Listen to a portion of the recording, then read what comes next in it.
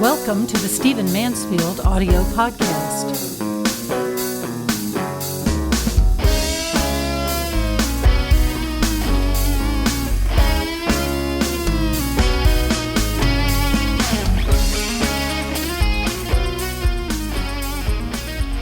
In this podcast, I want to offer you a grid for understanding some of the major events happening in our world today.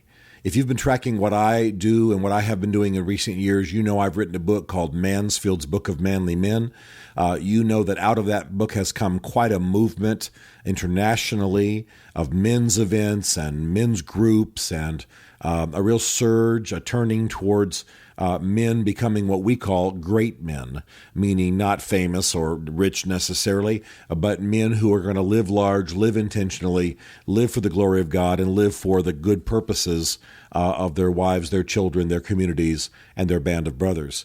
There's some pretty amazing stuff happening. But out of that has come a kind of a merging between what I do publicly, everything from championing the cause of the Kurds and speaking on the Hill and working with congressmen, senators, et cetera, speaking at the Pentagon, the Naval Academy, all of that sort of trying to help influence and shape our national and public life with this message of righteous manhood, of great manhood. And it's come to me particularly recently as I've been paying attention to trends and news and as my team has been digesting these matters as they always do. We're almost like a small news agencies in some cases, keeping up with trends and analyzing data and what have you. It's come to me that I wanted to make sure that I've said in a podcast that many of the events, many of the trends that we are watching in our society today and I'm talking about negative trends now, are a result of angry young men without mission, without purpose, without fulfillment, being turned on to radical and destructive messages. This has become unbelievably obvious to me. Just today, I was reading the story of Alan Chakranov. Alan Chakranov is a Tajiki young man who had lived in the United States. He's getting a little bit of notice because as a one-time American citizen, or at least he had one time lived in America, he then went off and he became Abu Muhammad al-Tajiki, and he joined the ISIS forces, largely under the influence of the Taliban, and has died recently in an American airstrike. What was amazing to many people was that as he gave a video testimony, he gave quite a critique of American society.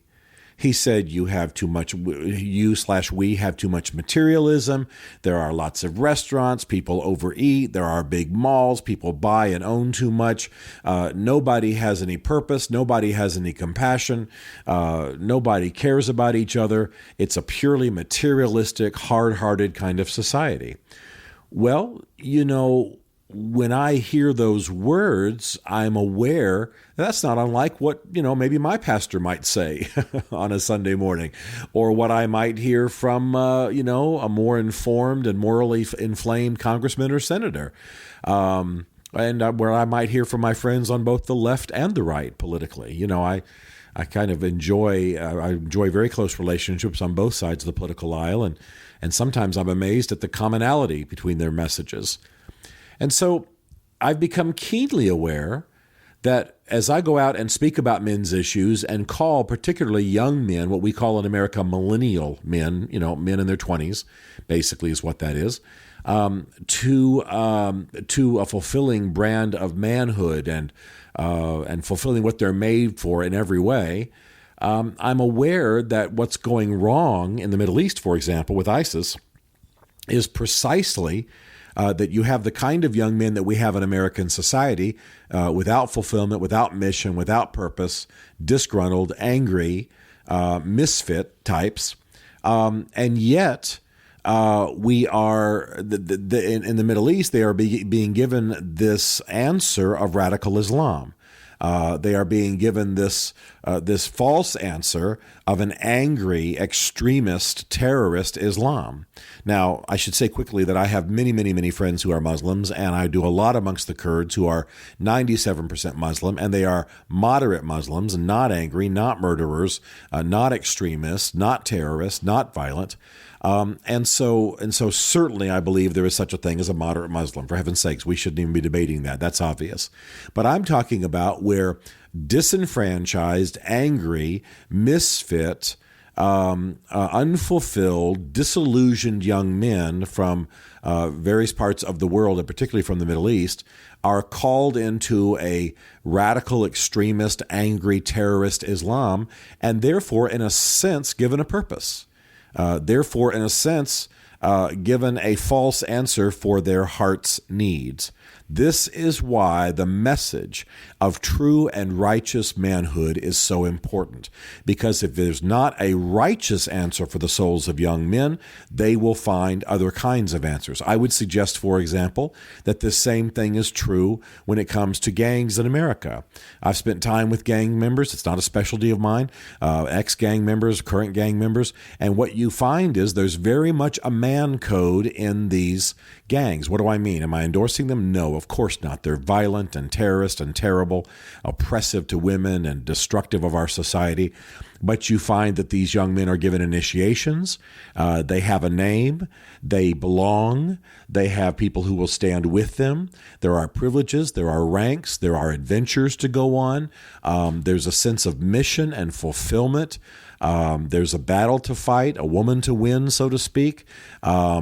There are tattoos, and there are, things that give you a sense of belonging and connection and rootedness. And now it's, of course, all false. It's not going to answer the cry of the human heart, particularly the male heart.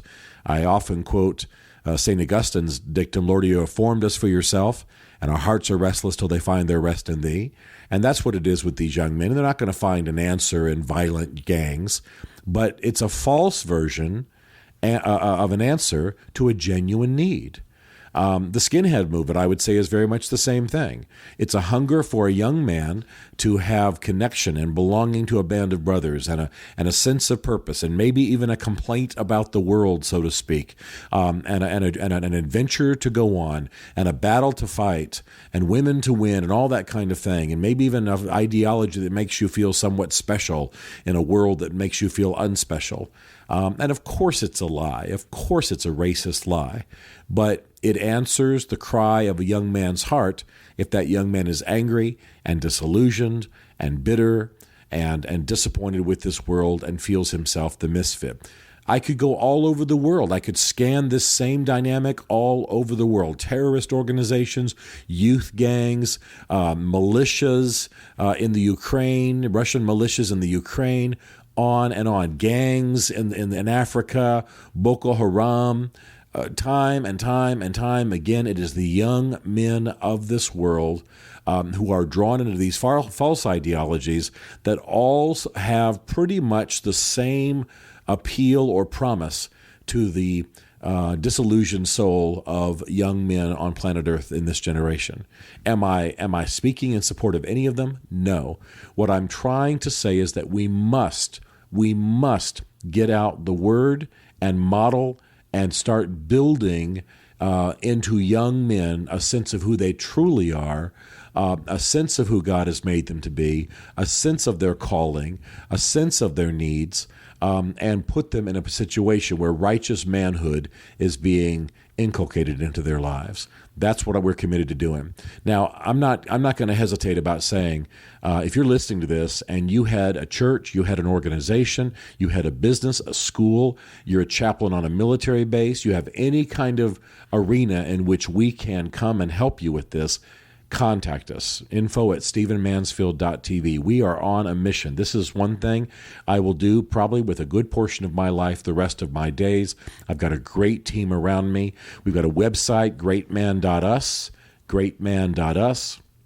You need to get the book if you haven't already gotten it, Mansfield's Book of Manly Men, published by Thomas Nelson. And you can go on greatman.us and see articles and podcasts and blogs and all kinds of things. And we are doing events all over the world. We're going to be in Iraq in the spring. In May, we're going to be in Manila. There's a big one happening in San Diego in late May. I could go on and on. Just finished a big one in Virginia. There are others coming. This is not meant to be an advertisement, but I'll tell you what, I'll work with anyone who wants to work with us. And we need to get a message out that young men and older men too are made for more than just to be the fodder of militarist dreams. That there is a righteous manhood, a body of disciplines and duties and characteristics that a man needs to take into his life to the glory of God, and it is time for this to happen. I have spoken to networks of bands of brothers in bars. I have spoken in some of the nation's biggest churches. I have spoken about this on military bases. I've spoken about this at our service academies. I've spoken about this in corporate settings. We need to get this message out and go further. And some of the most effective things I've done is where I've spoken in larger homes, just wealthier people who just open their homes to 100 of their best friends, and maybe grill up some steaks or whatever. And I can really speak to people about what's happening.